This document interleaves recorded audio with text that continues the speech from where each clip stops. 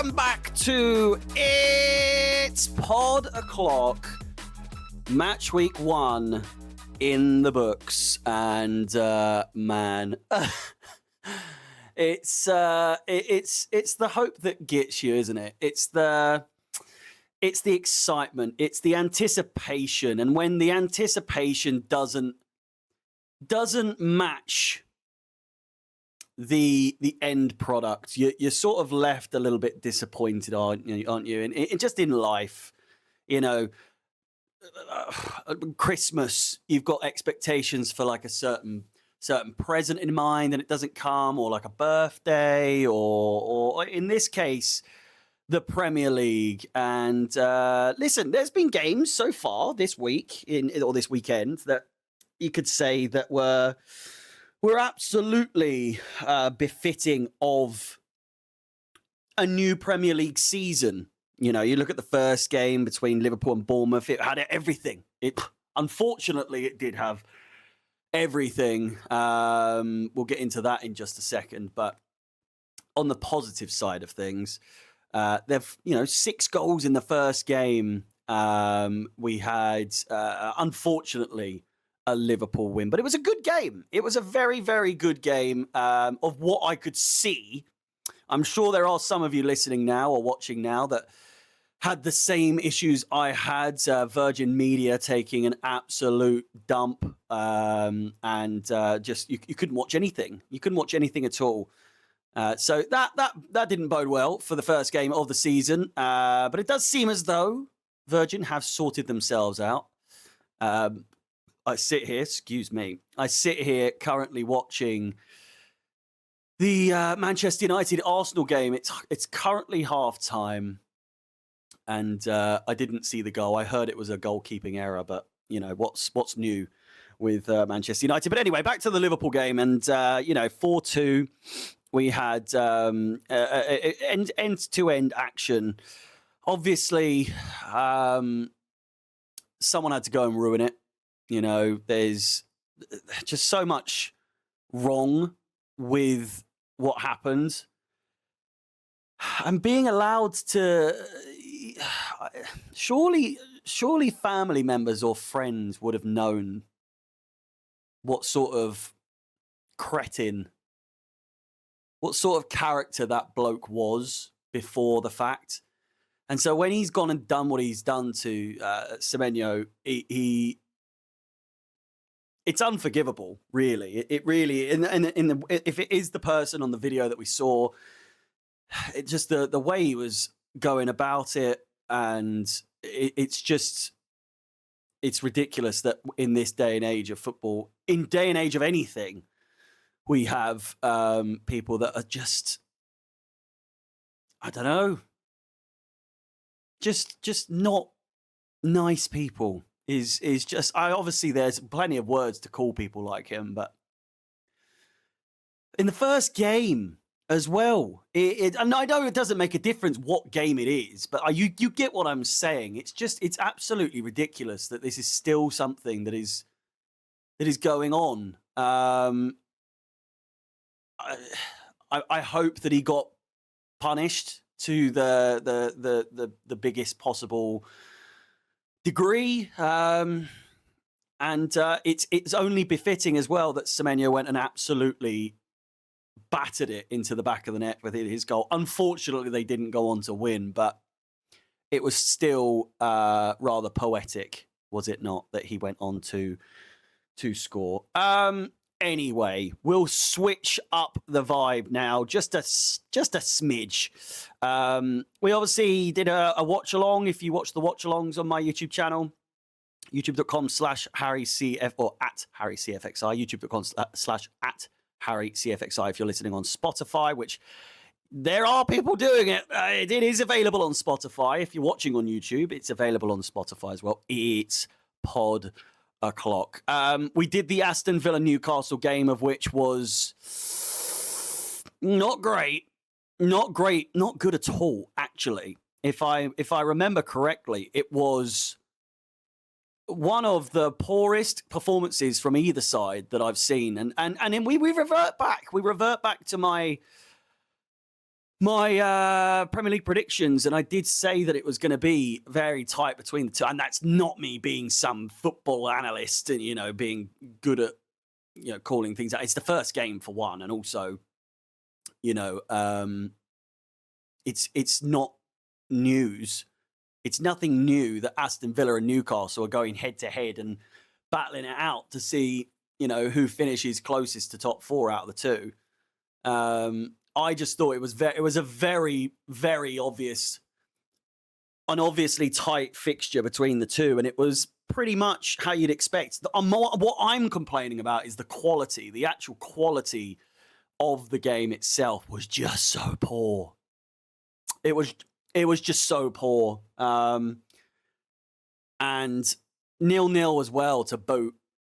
We'll get into 0-0s in just a second, but elsewhere, obviously Sunderland getting 3 goals and 3 points against West Ham. Really good from them. Really helps with my prediction that Sunderland will be staying up, but it also sort of lends to itself the prediction I had that West Ham would be finishing where I think they are, which I've got them down as finishing in 17th place.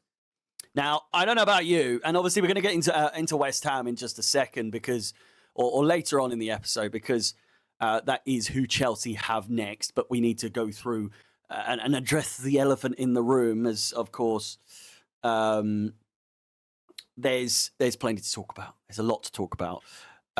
Before I get into that, FPL, I don't think it's for me. I just don't think it's for me. I've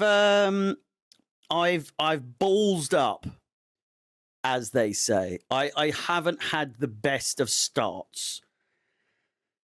If anything, I would suggest I may actually be one of the lowest ranked teams in the world.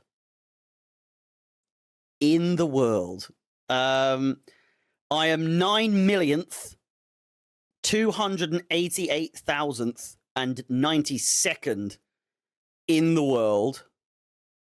I am 60th in my own league, outright as well. I am dead last. I am absolutely dead last. It hasn't updated, to be fair. I've currently got 20 points as of the Manchester United-Arsenal game being at halftime. And I'll tell you as to why. You're probably thinking, Harry, how have you messed up that badly? It would appear to me that I was made aware after the fact, but I was unaware that you had to choose a vice captain and a captain. Now, I know what you're thinking. Like, have you ever played FPL? Yes, I have. But I think in all the kerfuffle, in all of the excitement that was the return of football, our dearest sport, I must have had a lapse of judgment. I must have had a bit of a whoopsie, a little bit of a oopsie. And do you want to know? Do you want to know? I've got Mark Guiu. Not only does that appear to be a very, very poor choice to have in the team as a whole, but I have him as captain. He got me 0 points. Nil point. Nothing. Zilch. And then my vice captain is Alisson Becker. I mean, what an FP. If you want tips, if you want advice, just follow in my footsteps, I tell you. If you want advice on how to be the worst possible FPL player in the world, then I am your man. I will tell you that much. Alisson Becker, give me 1 point. Gabriel with 1 point. That's obviously still going on. Mark Gurhey with 6. Walker with 1. Saliba with 1. Palmer with 3. Hudson-Odoi with 2. Mamouche with 1. Florian Wirtz with 2. Mark Guiu with 0. Joao Pedro with 2. Gunn with 0. Vardiol with 0. Enzo Fernandez with 3. And Jean-Philippe Mateta with 1. It's an all-timer in terms of stinky, stinky choices. But, you know, you live and you learn. You live and you learn. And boy, have I learned from this. I am bottom in my own league and top with 72. I think that still needs to update, to be fair. But there we go. FPL for this episode. It can only get better from here, realistically. With me being bottom of my own FPL league, it can surely only get better. With that said, when I just have a quick swig of the old apple juice. What is to say about what we saw? First of all, I do actually want to say the vibe of the Premier League so far this season has been... Sorry, my TV's about to turn itself off. The Premier League so far, the vibes have been impeccable. They have been very, very nice. TNT, they've got their own little things going on. Sky Sports. I just want to shout out to Sky Sports, by the way. Although you did have Chris Sutton on commentary for Chelsea's game, I can't forgive you for that. But what we can forgive you for is, or praise you for, rather, is the graphics for this year. Absolutely impeccable. It's just so crisp. So new looking. Just looks so good. And Sky Sports has been on the decline, I think, visually speaking. And as someone who works in visuals and does that sort of stuff on a regular basis, I can appreciate a good visual when I see it. The scoreboard, I'm unsure. I'm not sold on it. I've got to be completely honest with you. But other than that, the graphics, superb. Superb. Should we get into it? Shall we get into it? Again, I'm going to aim for about 45 minutes or so for this little chat, little chit chat between myself and you. We've gone through other matches. Let's just get into it, shall we? Chelsea's first match.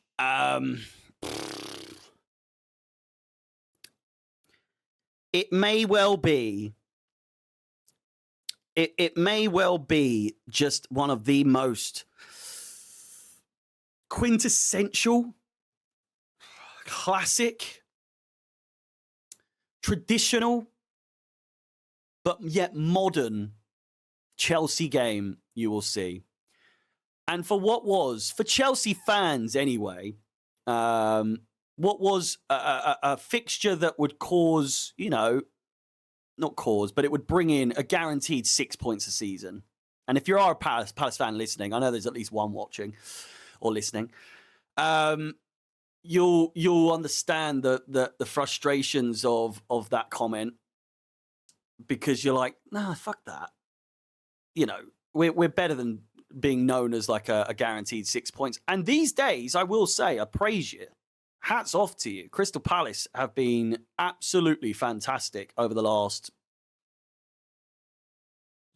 half a season. Your end of season was absolutely fantastic.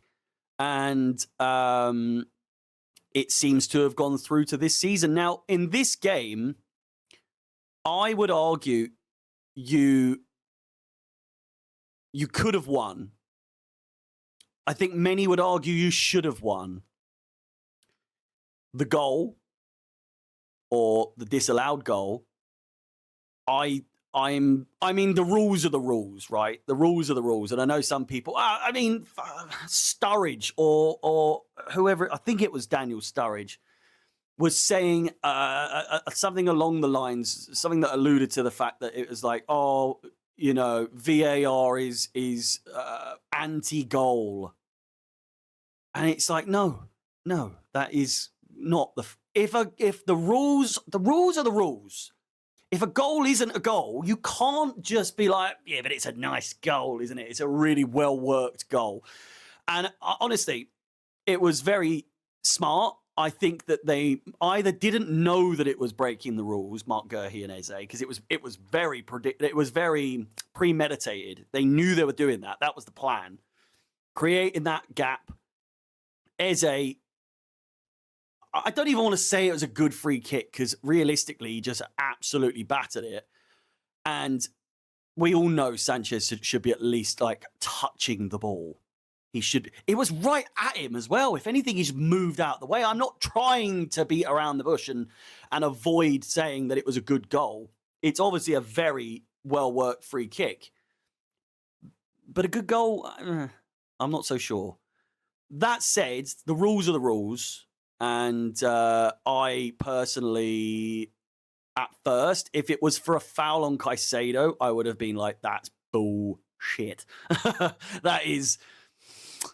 It's a little bit, Chelsea got away with one there. And I think Chelsea got away with one anyway. But my point is that the rules are the rules. Not many people knew that was the rule, I don't think, the 1 meter encroachment sort of situation. I think it's just kind of like an unspoken rule that we all know, but don't actually know. Do you know what I'm saying? I think you know what I'm saying. Besides that, the game was buns. The game was absolute doo-doo. It was just, I think after that, I mean, Crystal Palace had a couple of chances. Let's just say that. But not really. Not really. We'll get the stats up and we can have a little, a proper look-see at what did not happen. I'll go through my thoughts on actual, Chelsea in a second, but I'm just looking at the stats here. And listen, possession doesn't win games. It's not, we know this by now, but 71% possession, 29 for Palace. 19 shots, allegedly. 19 shots for Chelsea. Are you sure about that? I beg to differ. But then you think about it, 3 shots on target.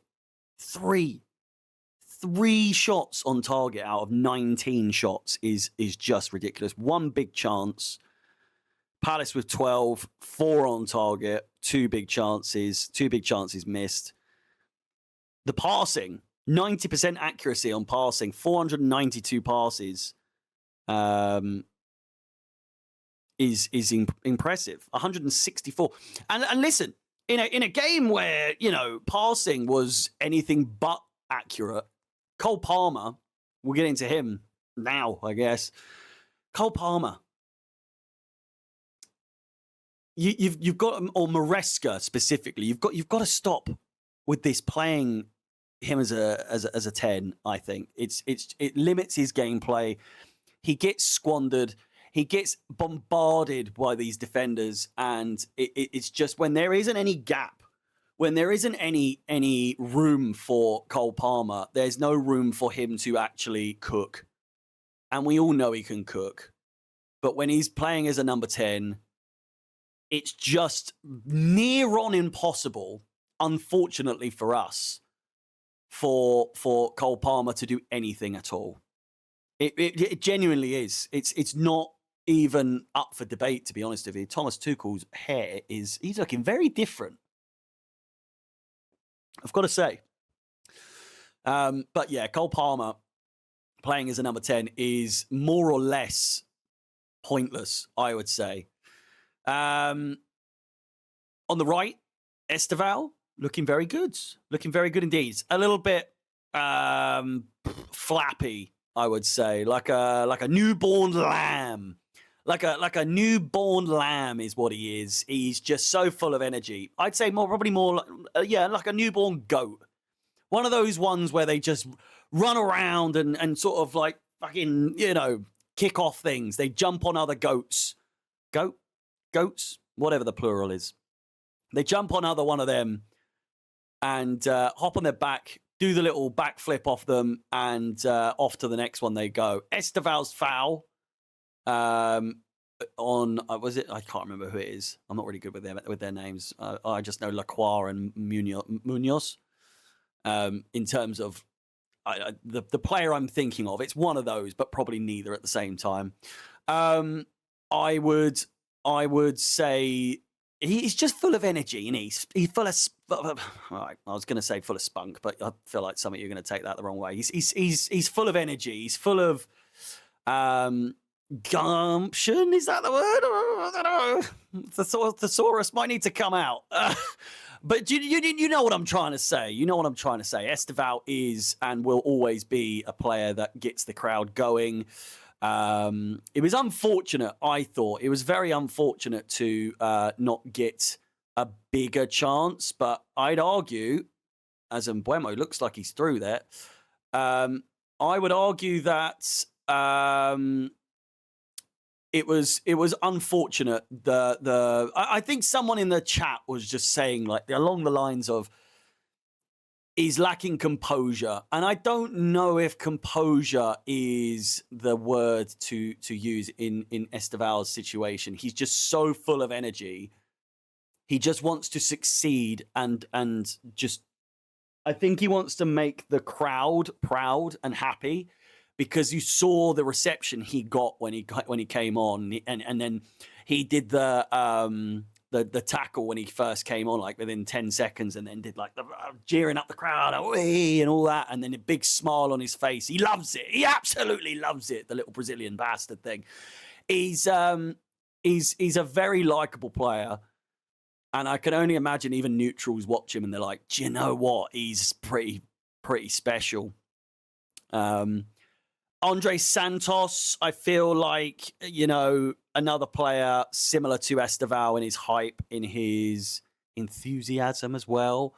Had a massive chance towards the end of the game and squandered it by skying it over the bar.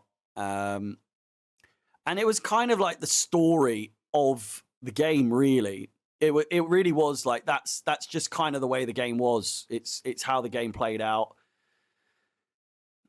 We barely made chances at the best of times. And when we got chances, we squandered it unnecessarily. And I think I've seen people say, we played so well, the chemistry, the camaraderie, the teamwork, all the words you can think of to describe the same thing I'm trying to do. In Club World Cup and even in those two preseason games against Bayer Leverkusen and AC Milan, you see like there's a togetherness, there's teamwork, there's this, that, and everything else. And then obviously there was the Flamengo game in the Club World Cup, and that was a bit similar to the. I'd say this was very similar to that. That was virtually exactly what we saw. Is today was Flamengo. I think there was a level of people not knowing what other people are doing. They weren't on the same wavelength. They weren't singing from the same hymn sheet. All that sort of malarkey. And a lot of things were just lost in translation. Passing. Cole Palmer's passing today was woeful. Enzo Fernandez was woeful. And I think a lot of people are going to blame it on fatigue and tiredness, but it's easy to do that whenever we play badly. But then when we play really well, it's kind of like brushed under the carpet. You know what I mean? Like, it's very convenient that this game was the game that everyone just started to be like, oh, I'm tired. Frustrating is what that is. But yeah, I think that with this, what was apparent to me was that everyone just seemed to want to score. And I know that sounds like a Michael Owenism, if they when they don't score, they rarely ever win. Do you get what I'm saying? My Madueke is about to come on now. God almighty. Everyone wanted to score, but no one wanted to help anyone else score. It was very much selfish. There was no selflessness in this squad today, I don't think, unless I'm missing something. Everyone just was trying to get the goal, and for that, you can see the proof is in the pudding, because we just created nothing. Created absolutely nothing. And a frustrating game, to say the least. Havertz and Noni Madueke are both coming on for Arsenal right now. Well, this is such a parallel universe, is it not? Oh, what a weird world we live in. Goodness gracious me. But yeah, I would just say overall a very frustrating game. I think that there were a few things that Maresca sort of ballsed up on as well. Like Joao Pedro, 5 goals, 5 games, right? I don't think this was his game. I don't think Joao Pedro had a bad game by any stretch of the imagination. He just couldn't get into it. He couldn't get into the game at all. And I actually put that down to Maresca. It's just this kind of game wasn't for him. Mark Gurley's going to be up your ass in a game like this where, you know, he's linked with a move to Liverpool. He's going to want to look good. Eze is the same, not really relevant in this conversation, but it's like those two players were always going to play well and together as well. Like the free kick, Eze and Gurley working together, it was just so obviously going to happen. But anyway, looking at the, you know, their defense, all absolute shithouses, absolutely massive. The bastard things. They just, you know, they're with Joao Pedro, who's a tricky customer. I will say, Joao Pedro, he's a tricky customer, and I'm a big fan of him. I will say that. I'm excited to see what happens this season with him for sure. But I think there's a time and a place.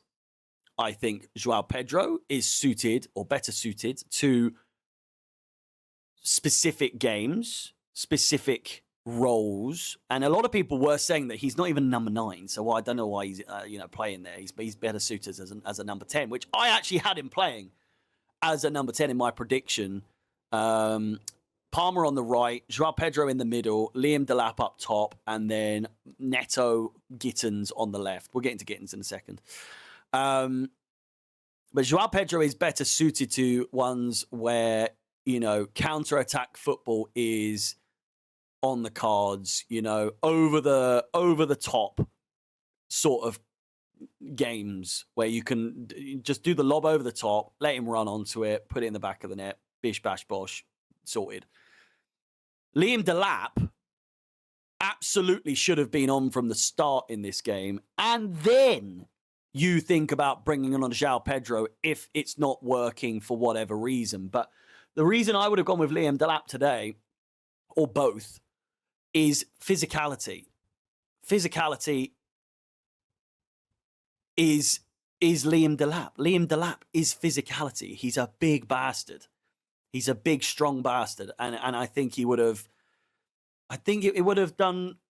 the game served Liam Delap so much better. I know he came on, and I know people are disappointed with his performance, but I would suggest that he came on and, you know, he saw that Joao Pedro didn't have the best of games. It wasn't a bad game. Again, I want to preface that. It wasn't a bad game at all, but it was not suited to him. Liam Delap would have seen that. Maresca was way too late, like bringing him on. Like, what time did he come on? He came on in the 73rd minute. So they gave him 17 minutes plus, I think it was 6 minutes of sort of like additional time. So we'll say like 25 minutes at a push. At a push. It wasn't. It was off on 6, so 23 minutes or so.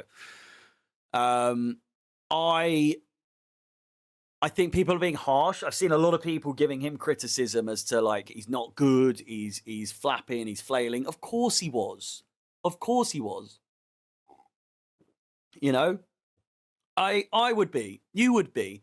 He's been given this opportunity to try and claw back, salvage this number 9 role in a squad where when he got bought, you've got to think Liam Delap absolutely would have thought Jackson's out of favour. I've only got to really go against him, to be completely honest with you. And I feel like I can do that, you know? But then Joao Pedro came in and I bet he's like, oh, bollocks. Bollocks. Oh, God.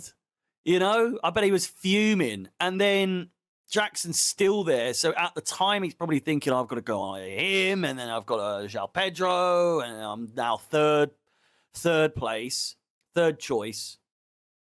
And now Jackson's gone. It's absolutely between João Pedro's number one at the moment, unfortunately.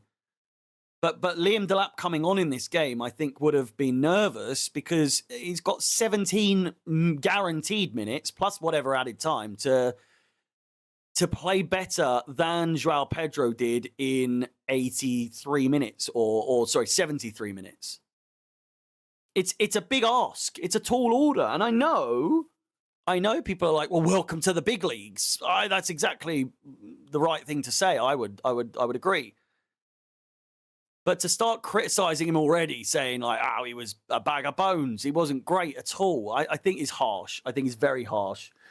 I think it was a collective stinker from everyone that played. I don't think there was necessarily like an outstanding performance from anyone. There wasn't really. There were a couple, actually, of really bad performances. I would go as far as to say Cole Palmer and Enzo Fernandez, for me, were my two least favorite people to watch today. I thought, and we'll talk about him next, Jamie Gittins, I would say gave off a few people said it, to be fair, on the watch along. They said that, Madueke vibes, basically. The number 11 didn't help.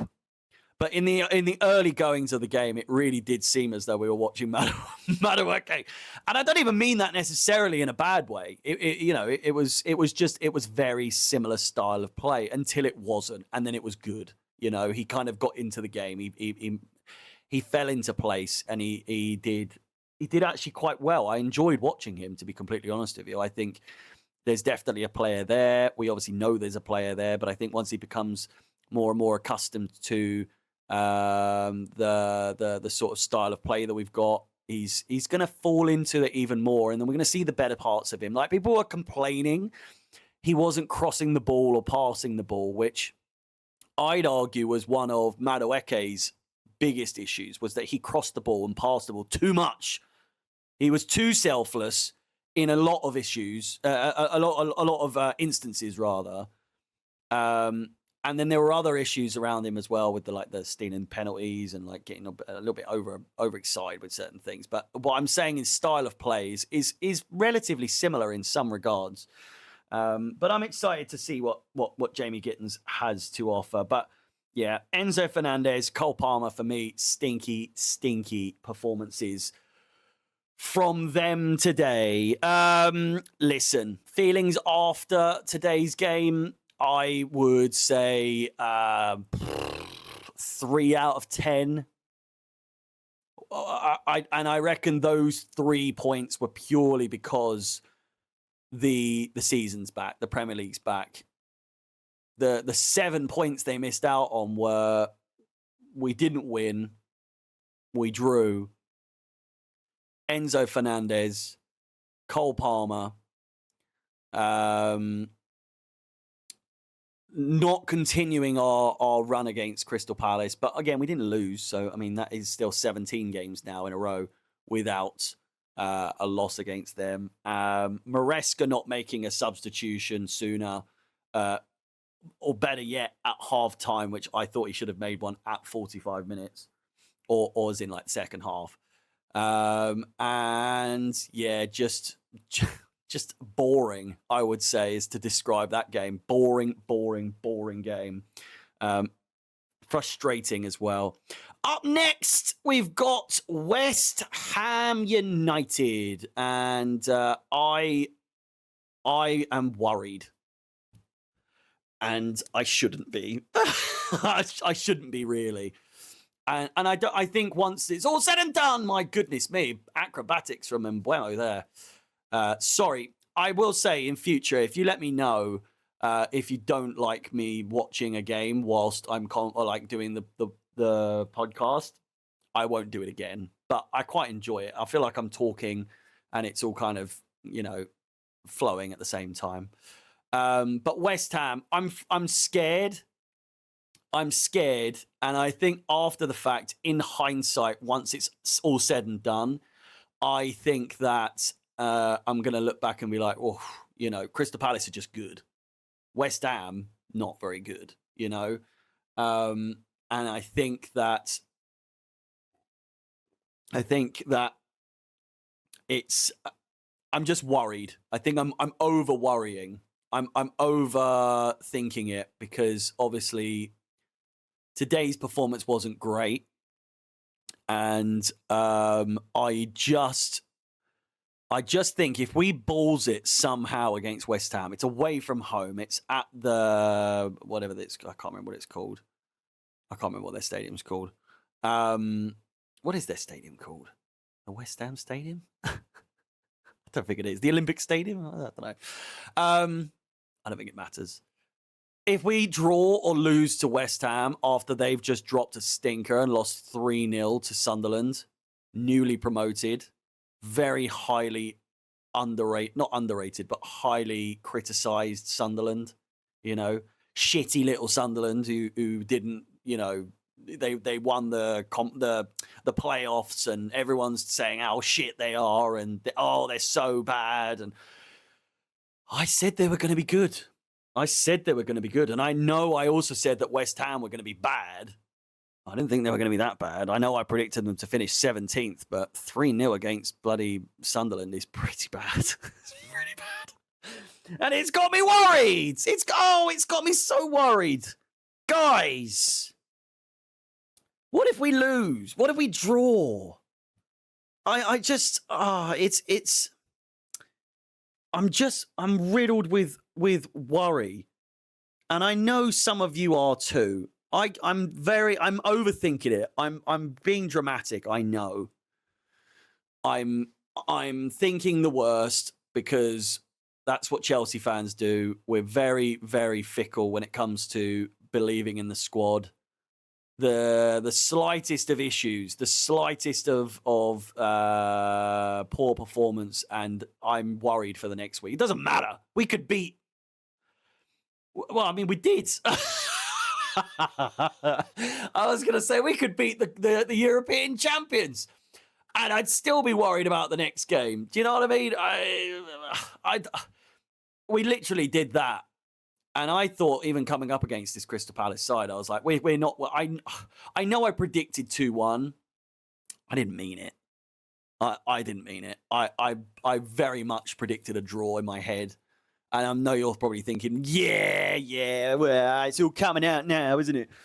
No, I think everyone now would say that like this is going to become a bit of a Liverpool, Man United, as in a Chelsea versus Liverpool or Chelsea versus Man United, where we either just draw all the time or lose. I can see Crystal Palace having our number at Smellhurst. I'll tell you that much for free. I think when we go to South Croydon, I think it's not South Croydon at all, is it? What am I talking about? South London. When we go to it's in Croydon anyway, isn't it? Same fucking thing.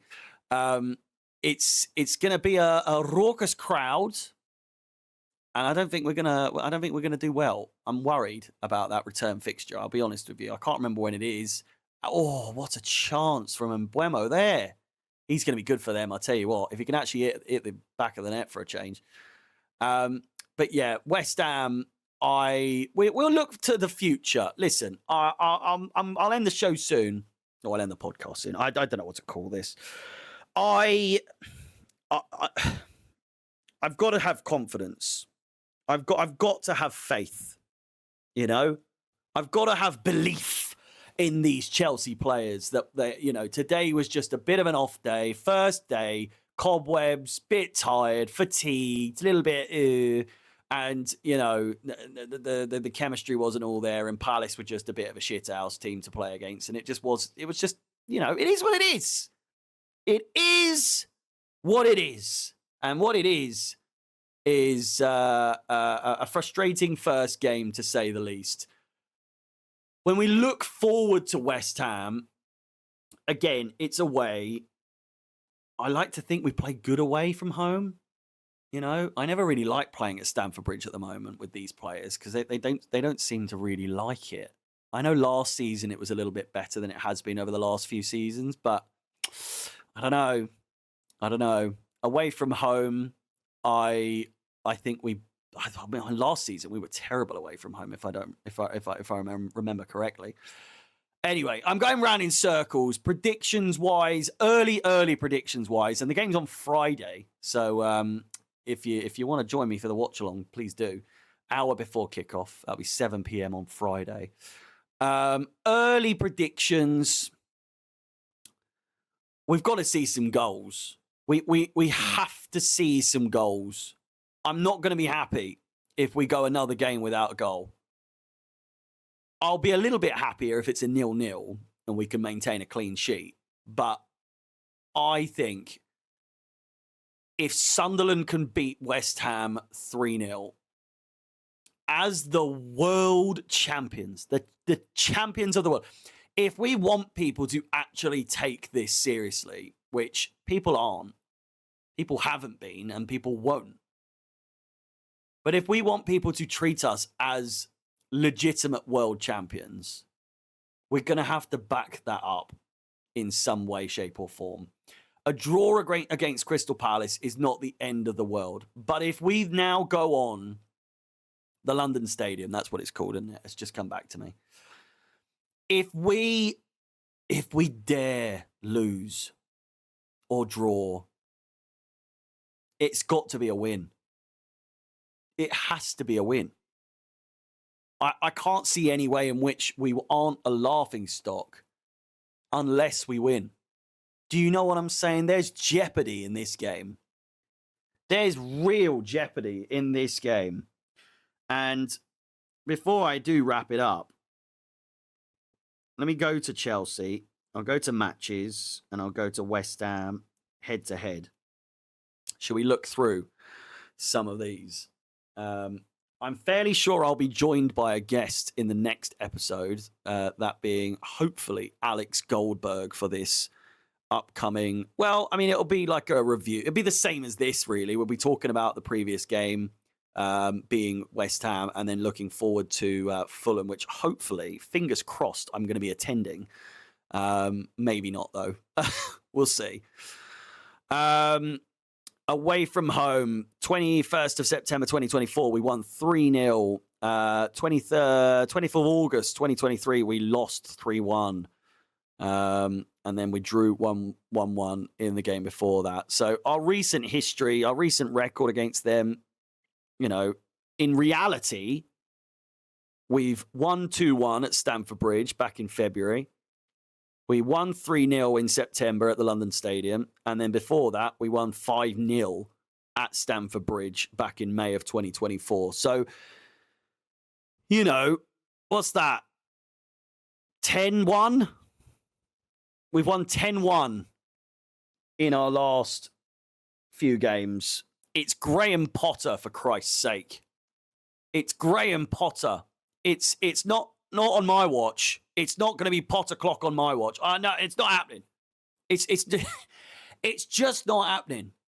And to be completely honest with you, I'd argue that the season's over before it's even begun if we lose in this game. If we somehow lose, if we somehow draw, it's not looking good, I would say. With that said, please like the video, subscribe, hit the bell notification, or if you're watching on Spotify, please rate my podcast 5 stars. That would be very much appreciated. Follow along if you do. If I don't know if you can you follow on Spotify. I think you can. I'm fairly sure you can. I think that's all the points that I want to make for today. If you're watching on YouTube, let me know your thoughts on the podcast. Let me know your thoughts on the game against Crystal Palace as well. I've just done a review, to be fair. So this will be coming out tomorrow. Or, I mean, it's already out for you. You're listening to it. But for me, it's tomorrow. It's Monday, 6 a.m. Every week, Monday, 6 a.m. on YouTube, Spotify. I'm having fun with this. I understand. I obviously go back and forth, and I think when I'm talking about football, I'm obviously going to like go off on tangents, but I like to think I do reel it in and cover the topics that I wanted to talk. And I think I've covered every topic I wanted to talk about today. FPL every week, and then obviously the usual sort of stuff. But yeah, with that said, another episode in the books. Can you believe it? Ladies and gentlemen, it's Pod O'Clock. Thank you for watching. I'll see you next time.